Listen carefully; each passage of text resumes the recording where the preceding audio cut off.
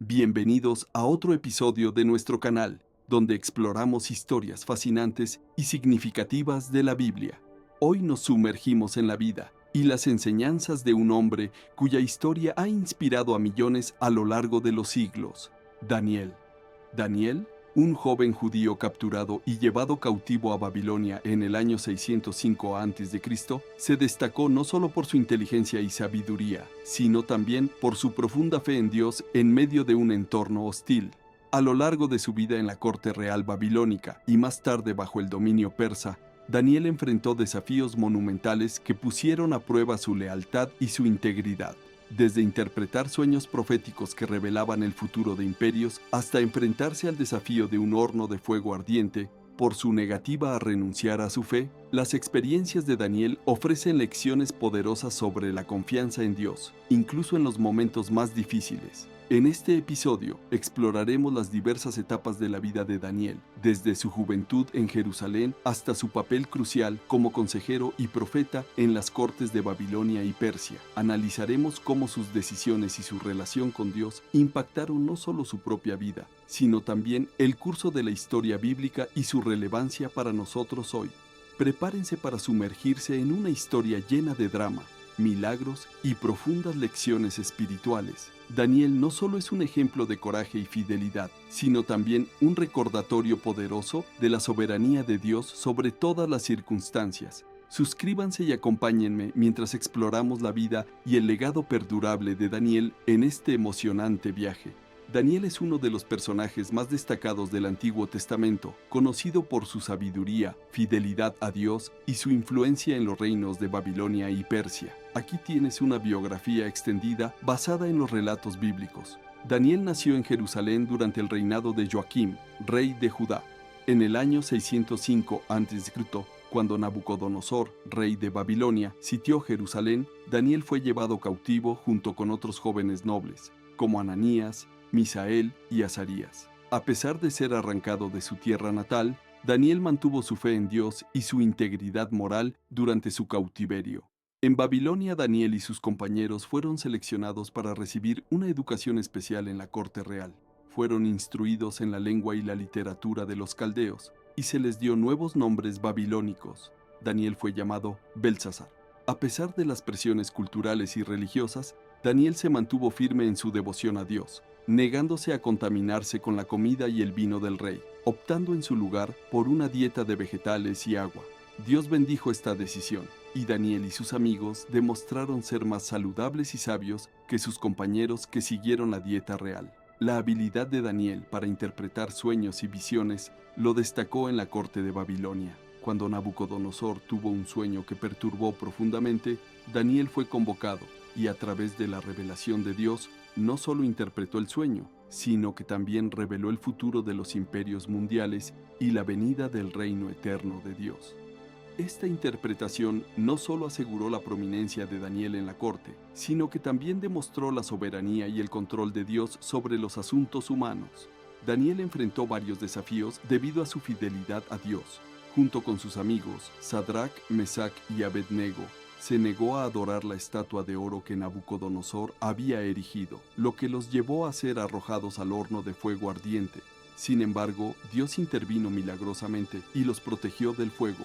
Más tarde, durante el reinado de Belsasar, Daniel interpretó la escritura misteriosa en la pared que predijo la caída de Babilonia y la venida de los medos y persas como nuevos gobernantes. Bajo el gobierno persa, Daniel continuó sirviendo como uno de los principales funcionarios del rey. A pesar de las intrigas y conspiraciones en su contra, Daniel mantuvo su integridad y devoción a Dios. Fue durante este tiempo que Daniel fue arrojado al foso de los leones por negarse a dejar de adorar a Dios. Pero una vez más, Dios intervino y cerró la boca de los leones, salvándolo milagrosamente. Daniel recibió varias visiones proféticas que revelaban eventos futuros y el plan divino para la humanidad. Estas incluyen la visión de las 4 bestias, que simbolizan los reinos mundiales, y la visión del carnero y el macho cabrío, que predice conflictos entre Medo-Persia y Grecia. Una de las profecías más destacadas es la de las 70 semanas, que habla del tiempo de la venida del Mesías. El legado de Daniel se centra en su fidelidad, sabiduría y la capacidad de confiar completamente en Dios en medio de circunstancias desafiantes. Su vida y enseñanzas continúan siendo una fuente de inspiración y ejemplo para los creyentes, destacando la importancia de mantener una fe inquebrantable y una devoción constante a Dios, incluso en tiempos de adversidad y prueba. Daniel vivió una vida notable, marcada por su dedicación a Dios, su sabiduría en asuntos políticos y su capacidad para interpretar los designios divinos. Su historia, registrada en el libro de Daniel en la Biblia, sigue siendo relevante y poderosa en la fe cristiana y en la comprensión de la soberanía de Dios sobre la historia humana. Captura y entrenamiento en Babilonia. En el año 605 a.C., durante el reinado del rey Nabucodonosor de Babilonia, Daniel y otros jóvenes nobles de Judá fueron llevados cautivos tras la conquista de Jerusalén. Entre los cautivos estaban también 3 jóvenes, Ananías, Misael y Azarías, quienes luego fueron renombrados Sadrac, Mesac y Abednego. Estos jóvenes fueron seleccionados para ser entrenados en la corte del rey debido a su inteligencia y apariencia física. El objetivo era adoctrinarlos en la cultura y religión babilónica para que pudieran servir en el palacio real. Dieta y fidelidad. Desde el principio, Daniel y sus amigos decidieron no contaminarse con la comida y el vino del rey, que no cumplían con las leyes dietéticas de los israelitas. En su lugar, pidieron ser alimentados con vegetales y agua durante 10 días. A pesar de las preocupaciones del jefe de los eunucos, al final del periodo de prueba, ellos se veían más saludables y robustos que los jóvenes que comían de la mesa del rey. Dios los bendijo con sabiduría y entendimiento en toda clase de literatura y ciencia. Daniel, en particular, recibió la habilidad de interpretar sueños y visiones. Muy bien, antes de tocar las interpretaciones de los sueños de Nabucodonosor, vamos a pasearnos un poco en la vida de este rey. Nabucodonosor II, también conocido como Nabucodonosor el Grande, fue uno de los reyes más destacados del mundo antiguo, especialmente conocido por su papel como el poderoso monarca del imperio neo-babilónico. Aquí tienes una biografía extendida de Nabucodonosor, basada en los registros históricos y bíblicos, primeros años y ascenso al trono. Nabucodonosor nació hacia el año 634 a.C., siendo hijo de Nabopolassar, el fundador del imperio neo-babilónico. Se destacó tempranamente como un líder militar y estratégico, participando activamente en campañas militares para expandir el territorio babilónico y consolidar el poder de su dinastía, reinado y conquistas militares. Nabucodonosor ascendió al trono de Babilonia en 605 a.C., tras la muerte de su padre. Durante su reinado, llevó a cabo varias campañas militares significativas que ampliaron enormemente los límites del imperio babilónico. Una de las campañas más destacadas fue la conquista de Judá, que culminó con la captura de Jerusalén en el año 597 a.C., y la posterior destrucción del Templo de Salomón en el 586 a.C. Nabucodonosor fue un ferviente constructor y embellecedor de la ciudad de Babilonia. Reconstruyó y amplió los templos y palacios de la ciudad, incluyendo el famoso Templo de Marduk, así como la construcción de los jardines colgantes de Babilonia, una de las 7 maravillas del mundo antiguo. Religión y política. Como gobernante, Nabucodonosor estableció políticas eficaces de administración y gobierno que fortalecieron la economía y la infraestructura de Babilonia. Instituyó reformas legales y administrativas que ayudaron a mantener el orden y la estabilidad dentro del imperio. Nabucodonosor fue un devoto adorador de los dioses babilónicos, especialmente de Marduk, el principal dios de Babilonia. Su construcción y dedicación de templos reflejan su profundo compromiso religioso y su deseo de asegurar el favor divino para su reinado y su imperio. Sueños y legado. Nabucodonosor es conocido en la historia bíblica por sus sueños proféticos, especialmente el sueño de la gran estatua y su interpretación por parte de Daniel, que simboliza los reinos sucesivos que surgirían después de Babilonia. Este evento no solo destacó la sabiduría de Daniel como consejero, sino también la creencia en una divinidad que guiaba y determinaba los asuntos humanos. Muerte y sucesión. Nabucodonosor murió en el año 562 a.C., después de un reinado prolongado y exitoso que consolidó a Babilonia como una de las potencias dominantes de su tiempo. Su sucesión fue seguida por una serie de reyes que no pudieron mantener la grandeza y estabilidad que él había establecido.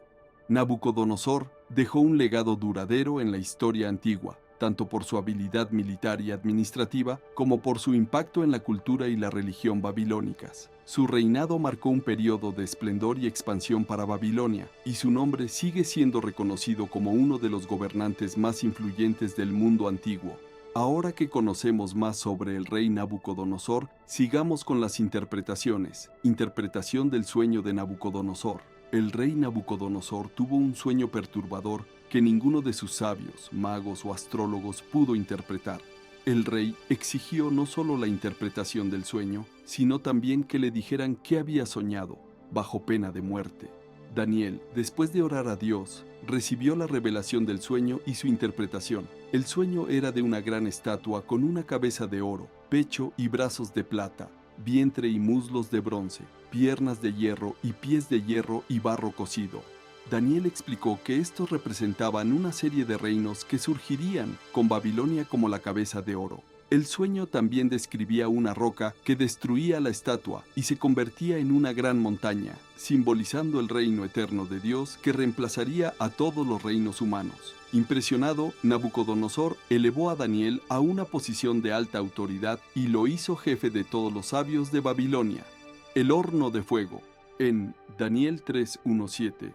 El rey Nabucodonosor hizo una estatua de oro cuya altura era de 60 codos y su anchura de 6 codos. La levantó en el campo de Dura, en la provincia de Babilonia, y envió el rey Nabucodonosor a que se reuniesen los sátrapas, los magistrados y capitanes, oidores, tesoreros, consejeros, jueces y todos los gobernadores de las provincias, para que viniesen a la dedicación de la estatua que el rey Nabucodonosor había levantado.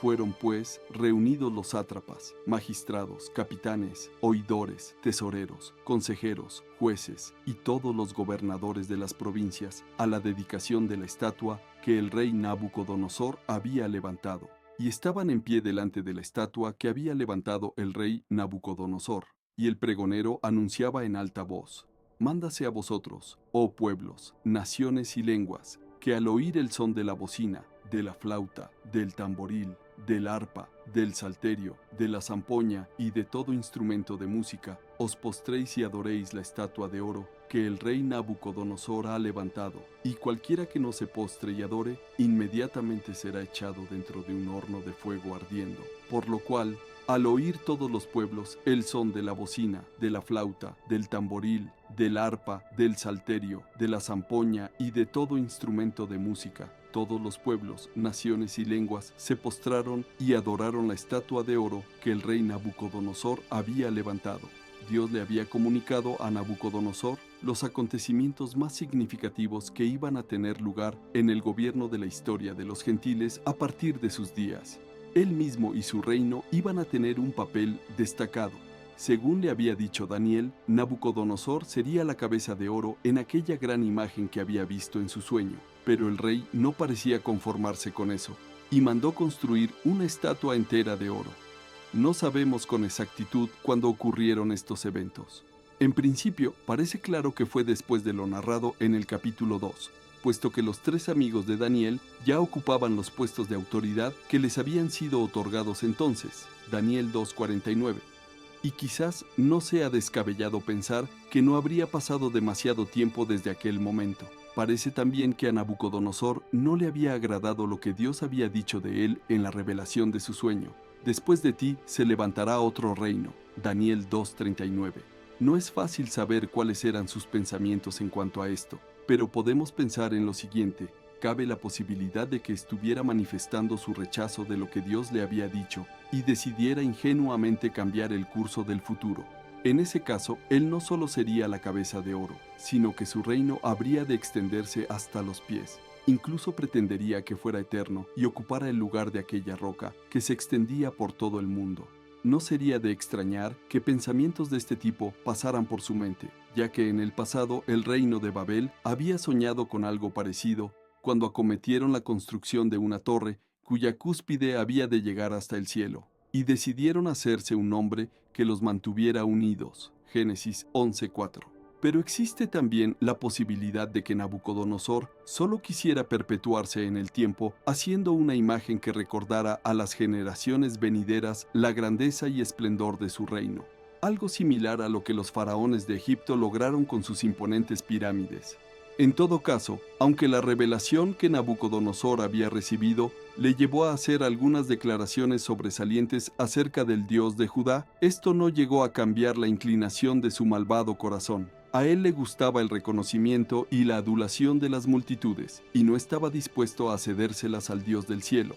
En realidad, quería usurpar el lugar de Dios y competir con él, algo que todos los seres humanos caídos también hacemos con frecuencia. En cuanto al lugar en el que la imagen fue levantada, se nos dice que fue en el campo de Dura, en la provincia de Babilonia.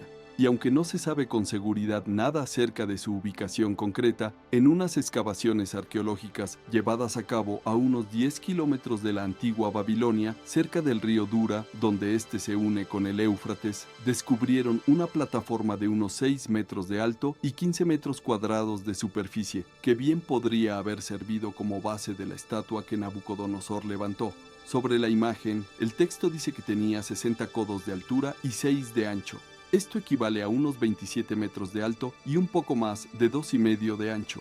Algunos han argumentado que esta proporción de 10:1 no coincide con una imagen humana, pues sería demasiado delgada. Así que sugieren que lo que Nabucodonosor levantó sería un obelisco semejante a los egipcios. Pero también pudiera ser que la imagen no respetara las proporciones adecuadas, o que sí lo hiciera, pero que estuviera colocada sobre un pedestal para hacerla más imponente. En todo caso, puesto que este relato guarda una clara relación con el anterior, lo más correcto es interpretar que se trataba de una imagen con forma humana. De cualquier modo, lo cierto es que tuvo que ser un monumento impresionante, no solo por su altura, sino porque estaba hecha de oro. Seguramente no de oro macizo, sino recubierta de él. Al haber sido colocada en una llanura y quizá elevada sobre un enorme pedestal, la estatua se podría ver brillar desde varios kilómetros de distancia. Una vez terminada, Nabucodonosor organizó importantes eventos para su dedicación. Notamos que mandó que se reuniesen 8 rangos diferentes de oficiales: sátrapas, magistrados y capitanes, oidores, tesoreros, consejeros, jueces y todos los gobernadores de las provincias.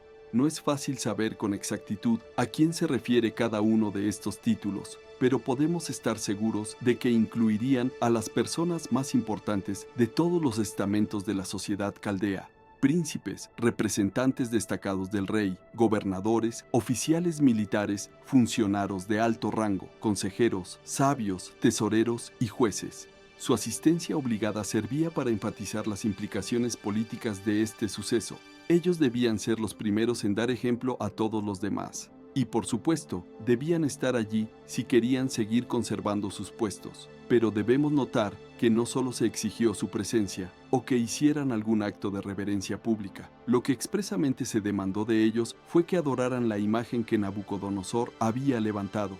Esto indica que el acto tenía importancia tanto política como religiosa. Por lo tanto, era considerado como una demostración de su lealtad y sumisión al poder absoluto del rey en ambos aspectos. Y puesto que ellos eran considerados como representantes de los pueblos sobre los que Babilonia gobernaba, el acto de obediencia de estos oficiales indicaba no solo su propia sumisión, sino también la de todos aquellos sobre quienes gobernaban. El asunto es de tremenda importancia, porque Nabucodonosor no estaba exigiendo que adoraran a un dios concreto que ellos ya conocían en Babilonia, sino a un dios que él mismo acababa de inventar. Los dioses de Babilonia tenían un carácter local y él buscaba crear una religión universal que mantuviera unido a su reino. Así lo habían hecho los faraones en Egipto y más tarde los césares en Roma. Por lo tanto, se trataba de un acto religioso y político con el que se reconocía la autoridad del Estado, pero sobre todo de la persona del rey. Nabucodonosor estaba reemplazando a Dios y exigiendo la adoración divina hacia su propia persona.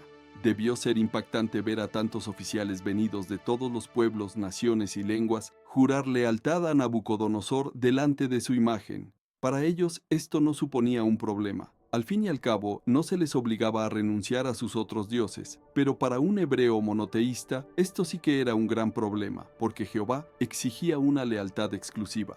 Con el fin de que la dedicación de la estatua fuera una ocasión muy atractiva desde todas las perspectivas, se añadió acompañamiento musical, bocina, flauta, tamboril, arpa, salterio, zampoña y todo instrumento de música. Tenemos descrita aquí una gran orquesta, compuesta por instrumentos de viento, cuerda y percusión. Hoy diríamos que se trataba de la Orquesta Nacional de Babilonia. La música iba a tener un lugar muy importante en aquel evento. A Nabucodonosor no le interesaba que las personas pensaran demasiado en lo que estaba pasando, simplemente los animaba a que se dejaran llevar. Y desde luego, aquel acompañamiento musical del más alto nivel terminaría por impresionarles y cumplir su propósito. En este contexto, el papel primordial de la música tenía como objetivo producir sentimientos religiosos. Todo debía funcionar al nivel de las emociones, dejando el cerebro en un segundo plano, como si estuviera apagado. Los cantantes y músicos modernos son conocedores del increíble poder que ejercen sobre las multitudes que los escuchan. Estas pueden gritar enloquecidas mientras los escuchan. No necesitan letras sofisticadas para convencerlos de su mensaje. Lo triste del asunto es que este mismo fenómeno parece estar invadiendo también ciertas áreas del cristianismo. Creyentes que gritan y lloran con delirante entusiasmo sin ningún tipo de reflexión previa. Ya sabemos que a los manipuladores les conviene una religión estrictamente emocional que deje fuera el pensamiento. Nabucodonosor conocía bien todo esto y no se molestó en hacer ninguna demostración de sus argumentos a favor de lo razonable de adorar a su nuevo Dios. Pero si esto no funcionaba como él esperaba, había otro argumento que terminaría por convencer a los más reticentes. Ordenó que todo aquel que no adorara a su imagen fuera muerto inmediatamente. Cualquiera que no se postre y adore, inmediatamente será echado dentro de un horno de fuego ardiendo. Las convicciones no eran relevantes. Así que, nada más que escucharon la orquesta, todos los súbditos de Nabucodonosor se postraron y adoraron su imagen. Bueno, todos no, porque frente a la cobardía y servilismo de aquellos funcionarios reales, contrasta la valentía y fidelidad de 3 jóvenes judíos. Acusación contra los judíos, Daniel 3:8-12. Por esto en aquel tiempo, algunos varones caldeos vinieron y acusaron maliciosamente a los judíos. Hablaron y dijeron al rey Nabucodonosor: Rey, para siempre vive. Tú, oh rey, has dado una ley, que todo hombre, al oír el son de la bocina, de la flauta, del tamboril, del arpa, del salterio, de la zampoña y de todo instrumento de música, se postre y adore la estatua de oro, y el que no se postre y adore, sea echado dentro de un horno de fuego ardiendo. Hay unos varones judíos, los cuales pusiste sobre los negocios de la provincia de Babilonia, Sadrach, Mesach y Abednego. Estos varones, oh rey, no te han respetado, no adoran tus dioses, ni adoran la estatua de oro que has levantado. Parece que los únicos que no se postraron ante la imagen de Nabucodonosor y la adoraron fueron 3 jóvenes judíos que habían sido puestos sobre los negocios de la provincia de Babilonia. Estos fueron acusados maliciosamente por algunos varones caldeos. Realmente no sabemos cómo entre tantas personas se hizo evidente que estos 3 jóvenes no adoraban la imagen del rey. Quizá en el momento en que sonó la música, ellos fueron los únicos en permanecer de pie. En todo caso, su negativa no pasó desapercibida, lo que los llevó a quedar muy solos en medio de toda aquella multitud. La palabra que se traduce acusaron maliciosamente tiene el sentido de romper en pedazos, comer la carne de alguien, calumniar y demuestra el odio con el que presentaron sus acusaciones. Al fin y al cabo, detrás de cualquier forma de calumnia hay un deseo latente de dar muerte al rival. En cuanto a la forma en la que estos caldeos presentaron su denuncia, parece que estaban dando a entender que estos jóvenes hebreos eran unos desagradecidos. Después de que el rey los había honrado poniéndolos sobre puestos de alta responsabilidad en la provincia de Babilonia, ellos se negaban a participar en los actos organizados por él. En todo caso, no había duda de que sus verdaderas intenciones eran destruir a los acusados. Las razones aparentes fueron que no obedecían las órdenes del rey, pero en su lenguaje se perciben ciertos prejuicios raciales, ya que se menciona el origen judío de todos ellos y el hecho de que los acusadores eran caldeos. Seguramente lo que realmente les movía era la envidia. No podían aceptar que unos cautivos judíos hubieran llegado a ocupar puestos de tanta dignidad. Normalmente, gente como ellos era relegada a puestos de servidumbre, pero nunca de tanta autoridad. esos puestos se reservaban para los caldeos. Por lo tanto, la verdadera razón de sus acusaciones estaba en que sentían celos de estos judíos que habían llegado a ocupar los puestos que ellos deseaban. Por supuesto, los caldeos pensaron que al hacer su acusación estaban demostrando su celo por la honra del rey, lo que sin duda esperarían que les traería el favor real. Y quién sabe si quizá los llevaría a quedarse con los puestos que hasta ese momento ocupaban los jóvenes judíos. Sus acusaciones contra ellos fueron dos: no respetan al rey y se niegan a adorar la imagen que él había hecho. Muchos se han preguntado dónde estaría Daniel en estos momentos. Y lo cierto es que no lo sabemos. Quizá estaba presente, pero los caldeos no se atrevieron a acusarle debido a la alta posición en la que el mismo Nabucodonosor le había colocado. No olvidemos que, en el pasaje anterior, el mismo rey se había postrado ante él. Daniel 2:46. En ese caso, es probable que Daniel estuviera exento de postrarse ante la imagen, pero de cualquier modo, podemos estar seguros de que, si hubiera sido obligado a hacerlo, él habría actuado del mismo modo que sus amigos. La fe de los acusados. Daniel 3:13-18. Entonces Nabucodonosor dijo con ira y con enojo que trajesen a Sadrac, Mesac y Abednego. Al instante fueron traídos estos varones delante del rey. Habló Nabucodonosor y les dijo: ¿Es verdad, Sadrac, Mesac y Abednego, que vosotros no honráis a mi Dios, ni adoráis la estatua de oro que he levantado? Ahora pues, ¿estáis dispuestos para que, al oír el son de la bocina, de la flauta, del tamboril, del arpa, del salterio, de la zampoña y de todo instrumento de música, os postréis y adoréis la estatua que he hecho?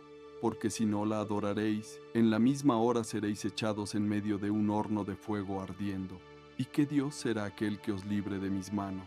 Sadrac, Mesac y Abednego respondieron al rey Nabucodonosor diciendo: no es necesario que te respondamos sobre este asunto. He aquí nuestro Dios, a quien servimos, puede librarnos del horno de fuego ardiendo, y de tu mano, oh rey, nos librará.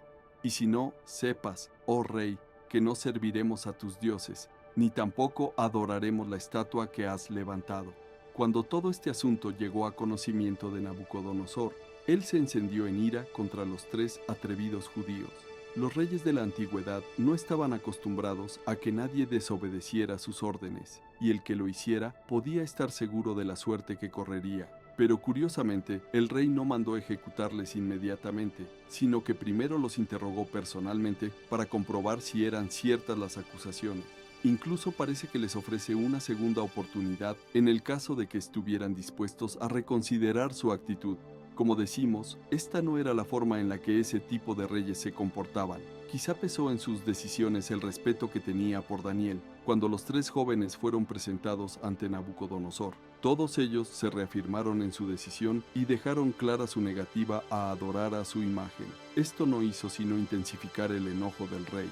Qué difícil tuvo que ser para ellos mantenerse firmes en sus convicciones ante la ira del rey. Lo más lógico habría sido claudicar ante sus amenazas y la evidente presión de grupo a la que estaban siendo sometidos. Pero ellos en ningún momento se plantearon acomodarse a la situación a fin de obtener ventajas personales, aunque su misma vida estuviera en peligro. En el fondo de todo el asunto estaba el hecho de que estos 3 jóvenes tenían un auténtico temor del Dios del cielo, y para ellos era infinitamente más grave ofenderle a él que a Nabucodonosor. Ellos iban a obedecer a Dios antes que a los hombres. Hechos 5:29. Porque si algo temían, era la ira de Dios, no la del rey. En este punto, el asunto se convirtió en un conflicto personal entre el Dios del cielo y Nabucodonosor. Fijémonos en las palabras del rey: ¿qué Dios será aquel que os libre de mis manos? Evidentemente, él se consideraba superior a todos los dioses. Creía que tenía toda la autoridad tanto en la esfera política como en la religiosa, y por esa razón no dudaba en desafiar a cualquier divinidad. Su actitud era similar a la del rey de Asiria cuando envió a sus súbditos para que invitaran a Israel a rendirse. ¿Acaso alguno de los dioses de las naciones ha librado su tierra de la mano del rey de Asiria? Guns Reyes 18:33, Dus Reyes 19:12. Pero el orgullo de ambos reyes resultó vano. Los amigos de Daniel lo sabían perfectamente y así se lo declararon al rey. No es necesario que te respondamos sobre este asunto. He aquí nuestro Dios, a quien servimos, puede librarnos del horno de fuego ardiendo, y de tu mano, oh Rey, nos librará. Y si no, sepas, oh Rey, que no serviremos a tus dioses, ni tampoco adoraremos la estatua que has levantado. En toda su vida, Nabucodonosor no había recibido una respuesta como esta. Lo que le dijeron es que él no se podía comparar en ninguna manera con su Dios, y aunque estaban a su servicio en su corte, sin embargo, su lealtad primera era al Dios del cielo. No iban a permitir que nada se interpusiera en esto. Así que los tres mostraron su absoluta confianza en su Dios, y así se lo declararon al rey. En todo caso, ellos contemplaban con realismo la posibilidad de que su Dios no quisiera librarlos de la mano de Nabucodonosor, aunque tenían claro que, de ser así, no sería por falta de poder en su Dios. Así que ellos se sometían a los planes soberanos de Dios sin discutirle nada, algo que evidentemente no estaban dispuestos a hacer con Nabucodonosor. Si fuera la voluntad del Dios del cielo al que servían que ellos murieran, lo acatarían con gusto. Estaban dispuestos a lo que hiciera falta antes que negar su fe. Así que, aunque Dios escogiera no librarles, ellos de igual modo seguirían siendo fieles a Él. En ningún momento le iban a exigir un milagro o le iban a imponer cómo debería actuar. Estaban dispuestos a aceptar cualquier decisión de su parte, aunque fuera diferente a la que a ellos les gustara. Nada de todo eso les haría cambiar de opinión. Su calculada respuesta implica que ellos ya habían sopesado cuidadosamente las consecuencias de negarse a obedecer la orden del rey, y sin embargo habían decidido no hacerlo. Aunque imaginamos que llegar a esa decisión no tuvo que resultarles fácil. En estos casos siempre existe la tentación de esconder la fe. Podrían haber pensado que tampoco era tan grave arrodillarse durante unos minutos ante la imagen. Al fin y al cabo, Dios ya sabía que no lo estaban haciendo de corazón. ¿Y qué beneficio podría haber en sus muertes? ¿No sería infinitamente mejor que siguieran vivos para así poder hablar a otros del Dios del cielo? Estos y otros razonamientos pudieron pasárseles por la mente, pero se negaron a escucharlos. En nuestro mundo moderno se considera una virtud ser tolerante con cualquier opinión, aunque se trate de las más descabelladas, y hay muchas personas que no tienen dificultades en esto. Pero observamos que es muy fácil ser tolerante cuando no se tienen convicciones arraigadas. Este no era el caso de estos jóvenes judíos. Ellos tenían fuertes convicciones arraigadas en la palabra de Dios y no estaban dispuestos a sonreír las locuras de Nabucodonosor. Por eso notamos que en su respuesta no hay ningún tipo de ambigüedad. No están cuidando su lenguaje a fin de buscar alguna forma de librarse. No, nada de todo eso. Lo que buscaban no era su propio bienestar, sino la honra de su Dios. Y su Dios había hablado con claridad al respecto. Éxodo 20:13-6. No tendrás dioses ajenos delante de mí. No te harás imagen, ni ninguna semejanza de lo que esté arriba en el cielo, ni abajo en la tierra, ni en las aguas debajo de la tierra. No te inclinarás a ellas, ni las honrarás, porque yo soy Jehová tu Dios, fuerte, celoso, que visito la maldad de los padres sobre los hijos hasta la tercera y cuarta generación de los que me aborrecen, y hago misericordia a millares, a los que me aman y guardan mis mandamientos. El rey se había quedado sin argumentos, así que en este punto insistió nuevamente en el castigo que sufrirían por su rebelión. Era su último argumento y sabía de su efectividad porque la había contrastado en otras muchas ocasiones. Sadrac, Mesac y Abednego son echados al horno de fuego. Daniel 3:19-23. Entonces Nabucodonosor se llenó de ira y se demudó el aspecto de su rostro contra Sadrac, Mesac y Abednego, y ordenó que el horno se calentase 7 veces más de lo acostumbrado, y mandó a hombres muy vigorosos que tenía en su ejército, que atasen a Sadrac, Mesac y Abednego, para echarlos en el horno de fuego ardiendo. Entonces estos varones fueron atados con sus mantos, sus calzas, sus turbantes y sus vestidos, y fueron echados dentro del horno de fuego ardiendo. Y como la orden del rey era apremiante, y lo habían calentado mucho, la llama del fuego mató a aquellos que habían alzado a Sadrac, Mesac y Abednego, y estos 3 varones, Sadrac, Mesac y Abednego, cayeron atados dentro del horno de fuego ardiendo. Viendo la firmeza y resolución de los jóvenes, Nabucodonosor se llenó de ira, al punto de que se demudó el aspecto de su rostro. Su orgullo y vanidad habían sido heridos, así que, en un arrebato de ira incontrolada, ordenó calentar el horno 7 veces más de lo acostumbrado.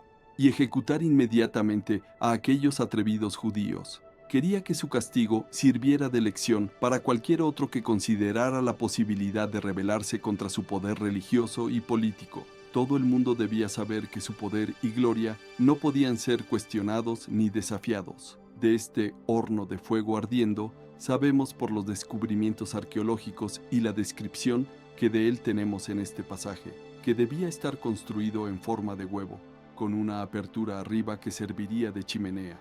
También tendría una puerta en la parte de abajo, desde donde se pondría el carbón, se sacarían las cenizas y se podría ver el interior del horno. El rey mandó a hombres muy vigorosos que atasen a los 3 judíos y que los echaran dentro del horno de fuego, ardiendo desde la parte de arriba. Pero el horno había sido calentado tanto que las llamas que salían por la abertura superior mataron a aquellos que se acercaron a tirarlos. El autor dice que fueron echados atados con sus mantos, sus calzas, sus turbantes y sus vestidos. Estas eran sus vestiduras oficiales, y Nabucodonosor quería que fueran identificados por todos y humillados, como si fuera un acto de degradación militar. Sadrac, Mesac y Abednego son librados del horno de fuego.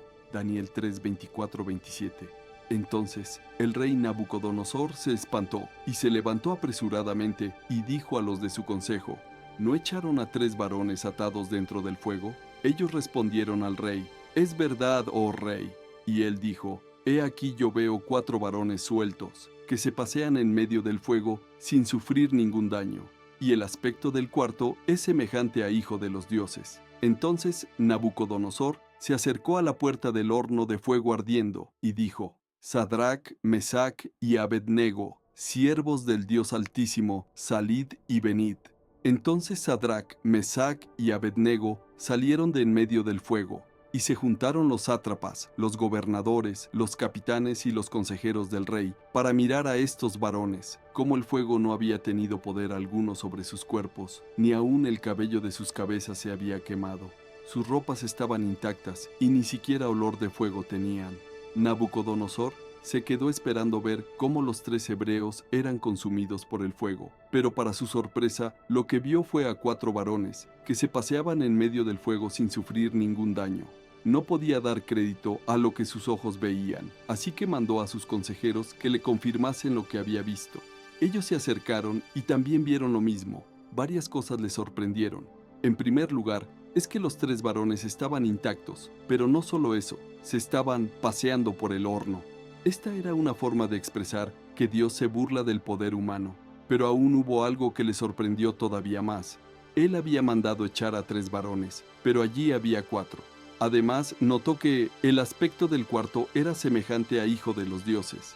Desde su perspectiva pagana, lo que vino a decir es que su apariencia era sobrenatural, divina. Sobre la identidad de este personaje se ha discutido mucho. Algunos piensan que se trata de un ángel, aunque también podría ser una manifestación de Cristo preencarnado, lo que los teólogos llaman una teofanía, algo que ocurrió en otras ocasiones en el Antiguo Testamento. Génesis 16, 7, 13, Génesis 18. Nos atrae especialmente esta última opción, porque el Señor o nos libra de las tribulaciones, o está con nosotros cuando las atravesamos. No olvidemos que Él ha prometido estar con nosotros todos los días hasta el fin del mundo. Mateo 28:20. Dios conforta con su presencia a sus hijos cuando pasan por las pruebas. Por esta razón, cuando Nabucodonosor se acercó para ver a los jóvenes, no los vio angustiados o dando gritos pidiendo socorro. Ellos estaban experimentando la paz que Dios da y el mundo no puede entender. Juan 14:27. Entonces Nabucodonosor se acercó todo lo que pudo para mandar a los 3 jóvenes que salieran del horno. Al hacerlo se dirigió a ellos como siervos del Dios Altísimo. De ese modo estaba reconociendo que el Dios al que ellos servían con fidelidad era el verdadero Dios. Y como en el capítulo anterior, nuevamente volvió a reconocer la grandeza de Jehová. Daniel 2:47. Pero ahora lo que más le asombra de él no era que podía revelar los misterios, sino que también tenía poder para librar a los que confían en él. Sin embargo, como ya comentamos en el capítulo anterior, esto no significaba que Nabucodonosor lo estuviera reconociendo como su Dios personal y estuviera dispuesto a desechar a todas sus otras divinidades. Todo se limitaba a reconocer que el Dios de los judíos estaba por encima de sus dioses babilonios. El milagro era innegable. Una vez que los 3 jóvenes salieron de en medio del horno de fuego, los oficiales de Nabucodonosor los examinaron cuidadosamente y no vieron que sus cuerpos hubieran sufrido daño alguno. Incluso su ropa estaba intacta y ni siquiera tenía olor de humo. Así que, en presencia de todos sus principales oficiales, Nabucodonosor tuvo que reconocer por segunda vez al Dios de Judá. Había sido derrotado por él y tenía que reconocerlo. Sí que había un Dios que podía librar a los que confían en él, y ese Dios era el Dios de los judíos. La reacción de Nabucodonosor, Daniel 3, 28-30. Entonces Nabucodonosor dijo: Bendito sea el Dios de ellos, de Sadrac, Mesac y Abednego, que envió su ángel y libró a sus siervos que confiaron en él y que no cumplieron el edicto del rey y entregaron sus cuerpos antes que servir y adorar a otro Dios que su Dios. Por lo tanto, decreto que todo pueblo, nación o lengua que dijere blasfemia contra el Dios de Sadrac, Mesac y Abednego sea descuartizado y su casa convertida en muladar, por cuanto no hay Dios que pueda librar como éste. Entonces el rey engrandeció a Sadrac, Mesac y Abednego en la provincia de Babilonia. Aunque Nabucodonosor había sido humillado públicamente por medio de este gran milagro, en ningún momento llegó a expresar arrepentimiento por haber maltratado a los jóvenes judíos o por haber hablado mal de su Dios. No obstante, sí que es cierto que declaró que ese gran milagro había sido obra del Dios de Sadrac, Mesac y Abednego. Por lo tanto, la historia termina con la exaltación de Dios y de los 3 jóvenes que habían sido fieles a él sin temer el castigo del rey. Y como resultado, el rey decretó que el Dios de los judíos debía ser honrado y que cualquiera que no lo hiciera perdería su vida. Y también que Sadrac, Mesac y Abednego fueran engrandecidos ascendiendo a puestos de mayor poder y honor en su reino. De alguna manera, este decreto autorizaba y legalizaba la religión de los judíos. Es cierto que podemos quedar asombrados por lo convincente de los argumentos de Nabucodonosor cuando exaltaba a Dios, pero no nos debemos confundir, porque tal como él mismo dice, no se trataba de su propio Dios, sino del Dios de Sadrac, Mesac y Abednego. ¿Qué necesitaba para que también fuera su Dios en un sentido absoluto? La locura de Nabucodonosor. Más tarde, Nabucodonosor tuvo otro sueño, esta vez de un gran árbol que fue cortado, dejando solo el tocón. Daniel interpretó que esto significaba que el rey sería humillado debido a su orgullo y viviría como un animal durante 7 años, comiendo hierba como los bueyes. El sueño se cumplió y Nabucodonosor fue expulsado de entre los hombres y vivió como un animal hasta que reconoció la soberanía de Dios.